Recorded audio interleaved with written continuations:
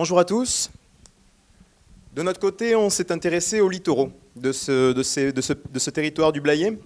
Donc, au cours de nos différentes phases de terrain, nous avons déterminé 3 paysages principaux, qui sont le paysage des marais, le paysage des vallons, ainsi que le paysage de la corniche. Le littoral est l'interface entre la terre et la mer. De fait, nous sommes intéressés très rapidement à l'eau, afin de comprendre comment l'eau s'insère dans ces différents paysages.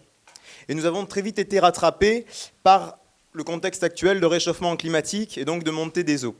De fait, nous nous sommes intéressés aux différents rapports qui ont été menés par le GIEC, entre autres, pour établir 2 scénarios principaux qui vont être la trame un peu de notre exposé, qui consistent en la montée des eaux de 1 mètre à l'aube 2100 et de 5 mètres pour 2300. Nous avons alors essayé de nous projeter dans ces modifications, afin de percevoir les modifications et les impacts qu'auront cette montée des eaux sur ces 3 paysages. Ces notions sont délicates à aborder car elles impliquent l'étude de phénomènes qui sont fluctuants et très difficiles à étudier et difficilement prévisibles, qui touchent directement les habitants de ce territoire et leur attachement à ces paysages qui leur sont si familiers et importants. À présent, je vais laisser mes camarades vous présenter plus en détail ces 3 paysages.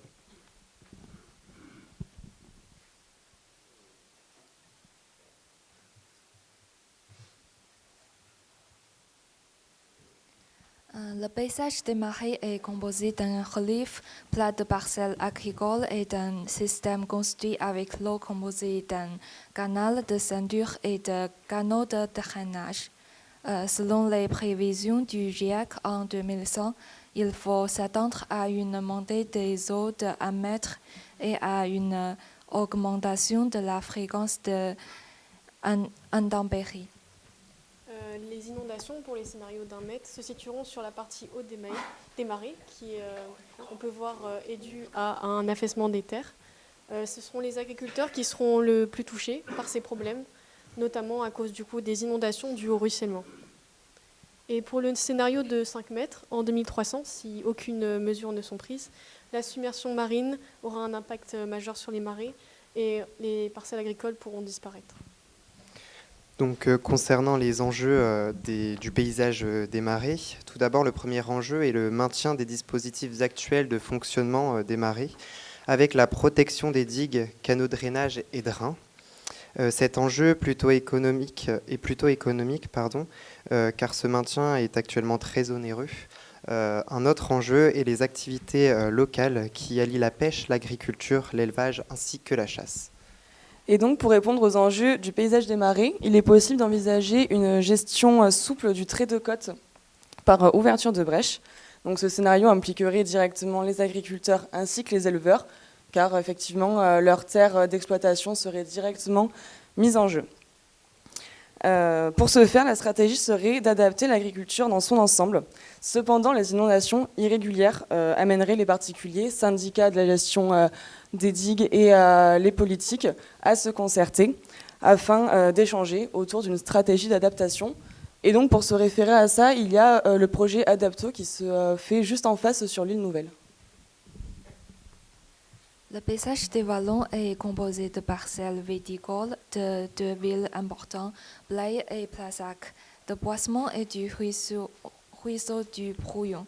Lors d'une montée de eau de 1 mètre, la situation sera similaire à celle déjà présente, avec quelques submersions temporaires dues aux crues et ruissellements.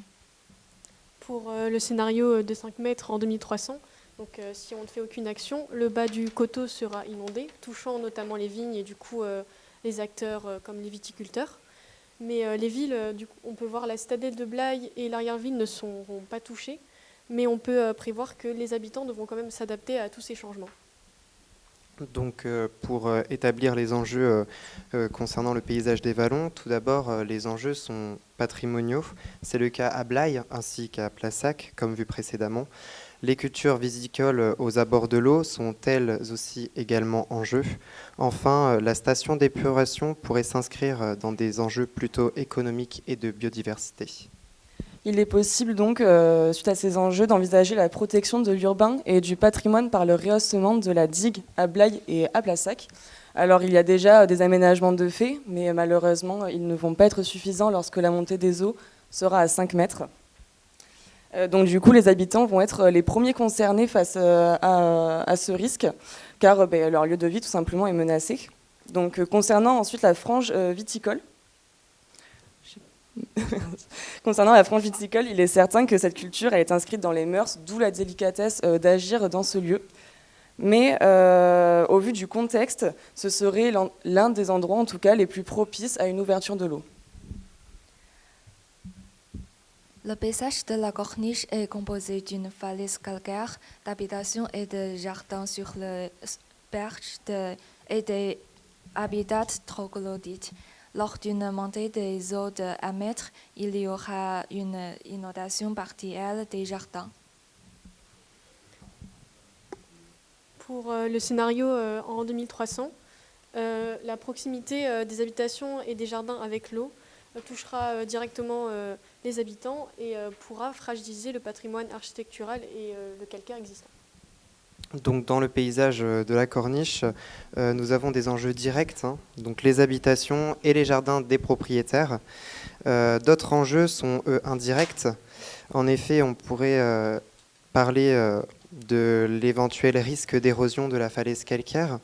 Enfin, la route de la corniche, elle, s'inscrit dans un enjeu à la fois direct, car elle est le seul accès aux propriétés, mais également un enjeu indirect de par sa valeur touristique et culturelle. Alors, après de nombreuses recherches, la solution retenue serait la construction d'une digue, une digue d'environ 4 mètres. On est bien d'accord. Ça préserverait les habitations, mais effectivement, on gâcherait toute la valeur paysagère de ce lieu et ça obstruerait totalement la vue sur la Gironde. Donc, comme on a pu l'aborder précédemment, la corniche, c'est un lieu privilégié, notamment pour son cadre de vie, en fait. Et elle est exposée à un risque certain. Chaque habitant est déjà très sensibilisé à ce risque, mais pas forcément préparé à le contrer. Donc il est nécessaire de ne pas effacer la singularité de ce lieu. Et c'est pourquoi il est essentiel qu'ils se concertent les habitants et qu'ils se reconcertent afin d'essayer de pallier de la meilleure façon possible à ce risque. En définitive, afin de répondre au mieux aux enjeux dégagés précédemment, il sera nécessaire d'entamer un dialogue entre les différents acteurs, agriculteurs, viticulteurs, habitants, syndicats, associations, politiques locales, afin d'accentuer la sensibilisation de chacun face à l'aléa. L'enjeu est parfois de risque. Afin d'engager également une concertation au moyen d'ateliers, de tables rondes, de visites sur le terrain, pour in fine comprendre les besoins de chacun et de définir une orientation commune pour le devenir de ces 3 paysages littoraux. Merci. Merci.